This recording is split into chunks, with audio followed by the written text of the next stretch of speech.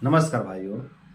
यदि आप 1 महीने से 2 महीने से या फिर 1 साल से 2 साल से ब्रह्मचर्य व्रत का पालन कर रहे हैं और आप अनेकों प्रकार के भय से ग्रसित हैं, आप अनेकों प्रकार के चिंताएं से घिरे हुए हैं, आपके मन में अनेकों प्रकार के विचार चलते रहते हैं, आप ओवर थिंकिंग के शिकार हैं, आप ओसीडी के शिकार हैं, तो इसका मतलब है कि आप ब्रह्मचर्य नहीं कर रहे हो दोस्त, आप मजाक कर रहे हो।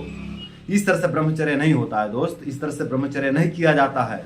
देखिए, ब्रह्मचर्या मनोबल को बढ़ाता है, ब्रह्मचर्या आपको निर्भय बनाता है, ब्रह्मचर्या आपको अभयता प्रदान करता है, ब्रह्मचर्या आपको चिंता से मुक्त करता है, ब्रह्मचर्या आपको हर्ष जो है कि देता है, मतलब आपको खुशी देता है, लेकिन तब जब आप खुद जो है कि एक कदम चले आगे। समझ रहे हैं? जब आप खुद प्रयास करेंगे ना तो ब्रह्मचर्य आपको उस दिशा में तेजी से लेके जाएगा। लेकिन आप खुद प्रयास नहीं करते हो, आप खुद अनेकों प्रकार के चिंताओं से घिरे हुए हो, अनेकों प्रकार के भय से घिरे हुए हो, अनेकों प्रकार के आपके मन में विचार चलते रहते हैं, फालतू विचार चलते रहते हैं, आप कामुक बने हुए हो, तो ब्रह्मचर्य आपको लाभ नहीं देगा, उल्टा नुकसान करेगा आपको। ब्रह्मचर्य से आपके शरीर की क्षति होगी, आपके बल की क्षति होगी, आपके मानसिक बल की क्षति होगी। ब्रह्मचर्य से ब्रह्मचर्य आपको क्षति पहुंचा देगा, फायदे पहुंचाने की जगह पे उल्टा नुकसान कर जाएगा। क्योंकि मैं कई वीडियो में बता चुका हूं आपको कि हम जिस दिशा में चलते हैं ना उस दिशा में हमको ब्रह्मचर्य तेजी से लेकर जाता है। यदि हम विनाश की दिशा में चलते हैं ब्रह्मचर्य को लेकर के तो ये जल्दी ही आपको विनाश कर देगा, जल्दी ही आपका विनाश कर देगा।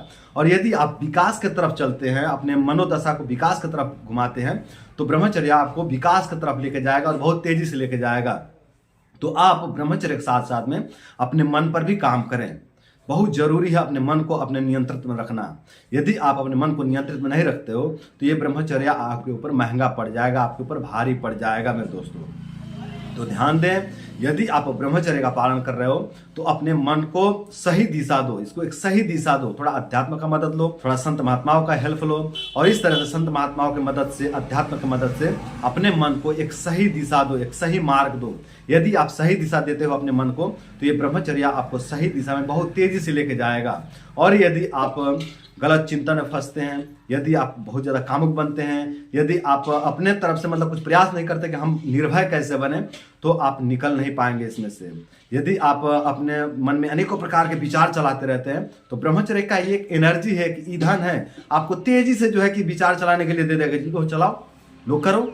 ये क्या है? एक एनर्जी है, एक ऊर्जा है। इसको नहीं पता कि हमको किस दिशा में जाना है, इसको नहीं पता है। आप इसके मालिक हो, आप इसके ड्राइवर हो, आप इसको हैंडल करो, आप इसको गाइड करो। आप इसको गाइड करोगे ना तो उस दिशा में ये आपको लेके जाएगा। जिस दिशा में आप गाइड करोगे उस दिशा में ये आपको लेके जाएगा। तो मेरे भाइयों, ठीक ठीक समझ लीजिए, यदि आप ब्रह्मचर्य का पालन कर रहे हो तो आप अपने मन पर भी काम करो। आप ये नहीं कि ब्रह्मचर्य का पालन तो कर रहे हैं और हम जो मर्जी सोचते रहें, जैसा मर्जी वैसा अपना चिंतन रखें, जैसा मर्जी वैसा अपना विचार रखें, ऐसा नहीं चलेगा। यदि ऐसा आप करते हो तो आप बहुत नीचे जाओगे दोस्त, और ब्रह्मचर्य से आपको फायदे की जगह पे नुकसान हो जाएगा। तो यदि आप ब्रह्मचर्य का पालन कर रहे हैं तो ध्यान रखें कि आपके चिंतन कैसे हैं, है ना। आप अपने चिंतन पर विशेष ध्यान दें, आपका चिंतन बहुत महत्वपूर्ण है। यदि आप नकारात्मक विचारधारा के हैं तो इसको बदलिए, आप अपने आप को पॉजिटिव बनाइए, है ना। आप अच्छी सोच रखिए, आध्यात्मिक सोच रखिए, और सबके बारे में अच्छा सोचिए, गलत किसी के बारे में मत सोचिए। अगर आप गलत सोचेंगे तो किसी के बारे में गलत सोचते हैं तो इससे दूसरे की हानि नहीं होगी, आपकी ही हानि होगी, आप ही जल करके मरोगे, है ना। अगर यदि आपके मन में क्रोध उत्पन्न होता है तो आपके खून जलेगा, आपके शरीर में पित्त का प्रकोप होगा, और पित्त का प्रकोप होगा तो आपका खून जलेगा, आपका रस, रक्त, मांस, मेद, अस्थि, मज्जा, शुक्र आदि धातुओं का क्षय होगा। सभी धातुएं जल करके नष्ट होने लगते हैं पित्त के प्रकोप होने पर। और यदि चिंताएं करते हो तो शरीर में वात दोष का प्रकोप होगा, और वात दोष के प्रकोप होकर फिर आपके शरीर का क्षय होगा। आपके शरीर की जो भी धातुएं हैं, रस, रक्त, मांस, मेद, अस्थि, मज्जा, शुक्र आदि धातुएं, ये सभी सूख करके नष्ट होते हैं। तो चिंता से जो आपके धातुएं वो सूख करके नष्ट होते हैं, और क्रोध से जो आपके धातुएं हैं वो जल करके नष्ट होते हैं। तो इस तरह से क्रोध से भी बचें, चिंता से भी बचें, और कामुक विचार से बचें। इस तरह जो भय आपके मन में प्रकट होता है उससे भी बचें। जो भी आपके मन में जो ओवर थिंकिंग आता है उससे भी बचें। आप थोड़ा आध्यात्मिक बनिए, सभी समस्याओं का समाधान हो जाएगा। थोड़ा सा आध्यात्मिक बनिए। आपके मन में जो प्रश्न उठ रहे हैं, जो बकवास उठ रहे हैं, उसको थोड़ा सा शांत करते जाइए आप उत्तर दे करके। तो इस तरह से आप नियम बनाइए, ब्रह्मचर्य का लाभ जरूर मिलेगा। और मैं यहाँ बतला दूं कि जो भाई लोग कमेंट करते हैं कि भैया 1 साल से ब्रह्मचर्य का पालन कर रहा हूँ लेकिन मुझे कोई फायदा नहीं मिला है, तो मेरे दोस्तों इसका कारण यही है कि आप नकारात्मक हैं।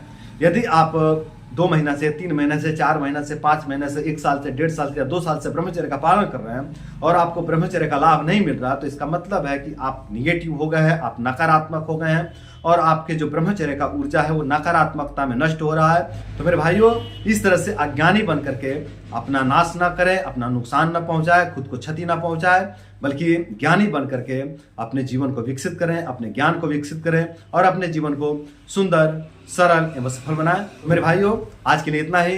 उम्मीद करता हूं कि इस वीडियो से आप लोगों को बहुत कुछ सीखने को मिला होगा और साथ ये भी उम्मीद करता हूं कि इस वीडियो से सीख लेकर के आप लोग अपने जीवन में सुधार करेंगे, अपने ब्रह्मचर्या में सुधार करेंगे और अपने जीवन में अपने ब्रह्मचर्या में सुधार करके आप लोग अपने रोग दोष बीमारियों को दूर करेंगे और अपने जीवन को सुंदर, सरल एवं सफल बनाएंगे। तो आज के लिए इतना ही।